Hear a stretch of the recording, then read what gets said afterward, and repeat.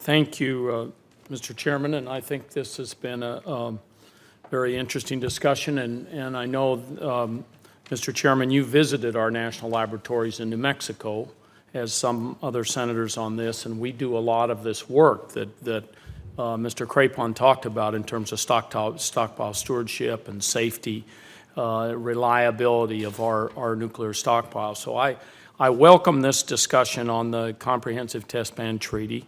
Treaty is important to reach international nonproliferation goals. I believe the United States should ratify it, and I'm disappointed we haven't been able to have a serious conversation or even a hearing about ratification.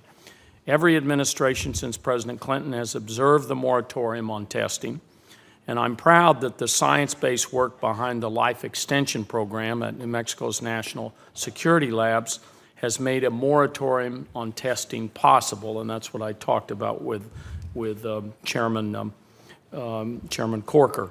In the absence of testing, the labs have carried out science-based efforts to maintain the weapons stockpile safely and securely. This work has also increased our understanding of physics and other sciences, while giving our top scientists and engineers the ability to apply these efforts to other national security interests. And Mr. Crapon, you raised this issue. You said, I believe you said Russia is not as good as we are on their stockpile stewardship program.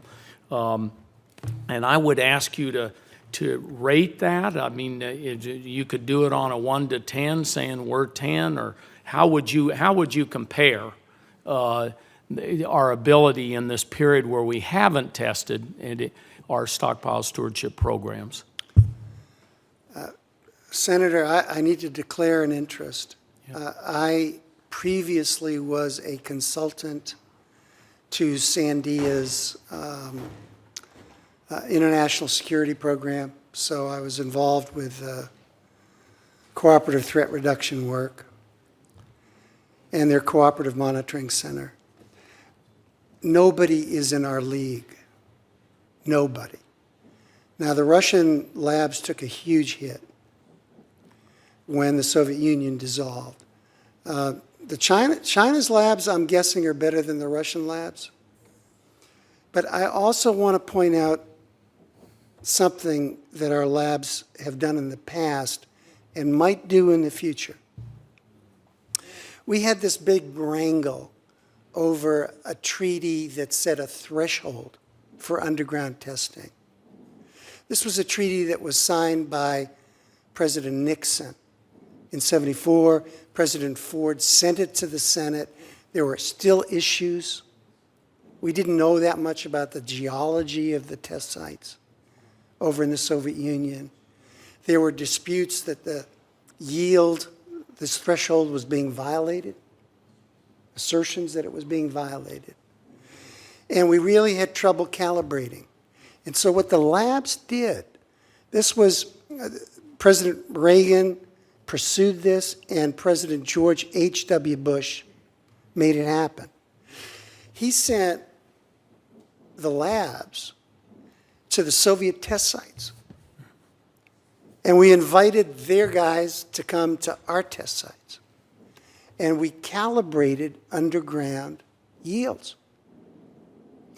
And we gained satisfaction that we could do this.